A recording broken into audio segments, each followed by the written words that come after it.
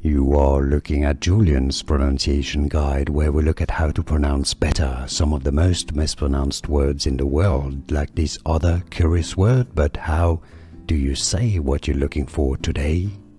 We are looking at how to pronounce these words, as well as how to say more interesting but often confusing words in English that many get wrong, so make sure to stay tuned to the channel. In British English, this is said as pharmaceutical. Pharmaceutical. Stress on that "su" syllable. Pharmaceutical. In American English, however, it is usually said as pharmaceutical. Pharmaceutical. Pharmaceutical in American English, or pharmaceutical in British English. And now you know.